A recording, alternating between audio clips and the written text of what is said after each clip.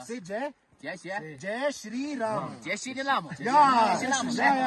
1, 2, 3. Jai Shri Ram.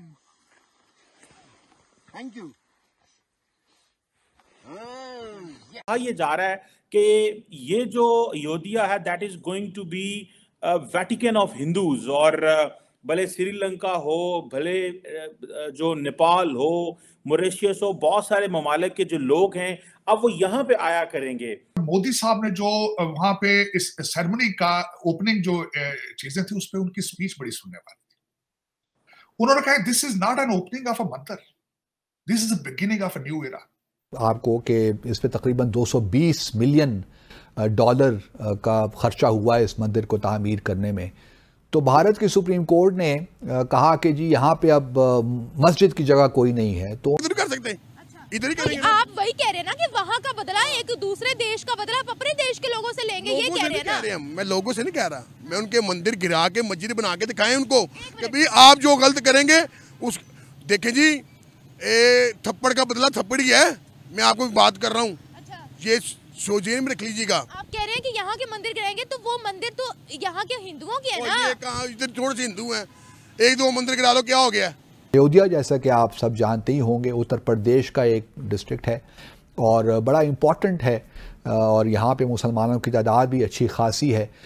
लेकिन अब चूँकि ये मंदिर बन गया है और इसकी इनागुरेशन हो रही है और पूरी दुनिया से हिंदू जो भी डेलीगेट्स उनको बुलाया गया है, तो इसको बड़ी, और प्राइम मिनिस्टर मोदी जो हैं वो इसकी इनागुरेशन करेंगे। हमारा दीन कहता है कि कोई आपको आके दिखाए, उसको उंगली दिखाओ। मैं जिहाद किस लिए है? जिहाद करो, मारो उनको जो आपका कोई घर गिरा दे, तो आप खामोश रहेंगी कि नहीं जी हम बड़े अच्छे हैं, हमारा घर गिरा दिया, हमने इनका घर नहीं गिराना।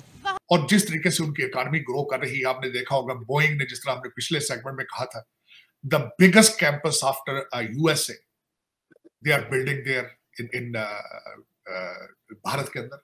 और उसके बाद उनका फ्रेंच प्रेसिडेंट का जाना उनके 26 जनवरी को वहां पे, और मैं समझता हूं कि India is rising, is no question about it.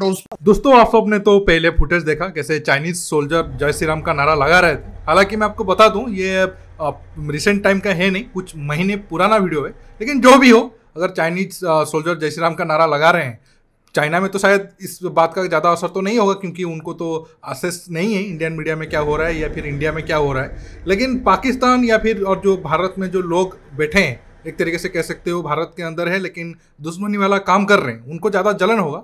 लेकिन आप शुरू में देखा कैसे पाकिस्तानी पब्लिक अब राम मंदिर बनने के बाद भड़का हुआ है और वो धमकी दे रहे हैं, या तो वो राम मंदिर को तोड़ेंगे भारत में आकर, जो शायद ज़्यादा पॉसिबल है नहीं, या फिर पाकिस्तान में अंदर कुछ अगर बचा कुचा मंदिर है उसको तोड़ देंगे। आप इससे अंदाजा लगा सकते हो ये लोग कितने बड़े बड़े जिहादी है। दोस्तों आप आखिर तक की वीडियो को एंजॉय करिए, मैं मिलूंगा आप सबसे वीडियो के आखिर में, और आप सबसे रिक्वेस्ट है ये वीडियो को ज़्यादा से ज़्यादा लाइक शेयर करना बिल्कुल मत भूलिएगा। और ये बड़ा अहम एक लिहाज से आप कह सकते हैं कि ओकेजन है। वो इसलिए अहम है कि आपको याद होगा कि 6 दिसंबर 1952 को एक 1992 में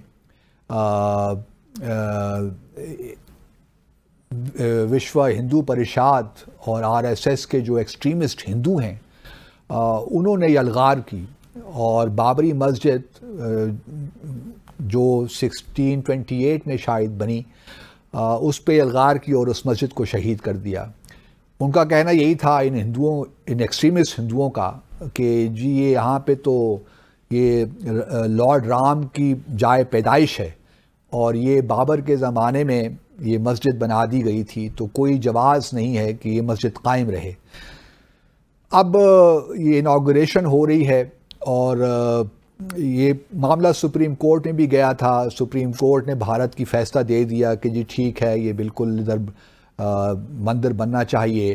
तो वहाँ पे भारत में भी अच्छे लोग मौजूद हैं जो भारत का एक सेकुलर कॉन्स्टिट्यूशन है उसको आगे लेकर जाना चाहते हैं, लेकिन जब से भारतीय जनता पार्टी आई है बहुत से हालात ख़राब हो गए हैं, ख़ास तौर पे अक़लियतों के लिए। अब भारत का अगर आप मीडिया अखबारात पढ़ें या उनके टीवी चैनल्स देखें या सोशल मीडिया भी देखें तो आप प्रोजेक्शन ऐसी की जाती है कि भारत में बड़ी हारमनी है और जो अक़लियतें हैं उनके बड़े ज़बरदस्त हालात हैं, कोई इश्यूज़ नहीं हैं, लेकिन ऐसी बात नहीं है। पावर इतना जज्बा है तो जाके उनसे लड़े ना, अपने मुल्क को क्यों तबाह करें, अपने मुल्क के लोगों को क्यों आप वो कर रहे हैं, दुख दे रहे हैं, अपने मुल्क को क्यों दुख दे रहे हैं? इतनी पावर है तो जाके उनसे बात करें ना। ये पावर सिर्फ अपने मुल्क में महदूद है क्या? बताएं ना, ये जज्बा जो आप मुझे दिखा रहे हैं ये क्या? मैं तो कह रही हूँ हर रिलीजन को फ्रीडम होनी चाहिए।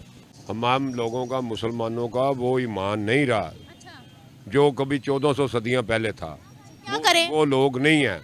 कुर्बानी देनी पड़ती है किसी चीज को हासिल करने के लिए, खून देना पड़ता है, खून लेना पड़ता है। अभी क्या करें? अभी क्या करें?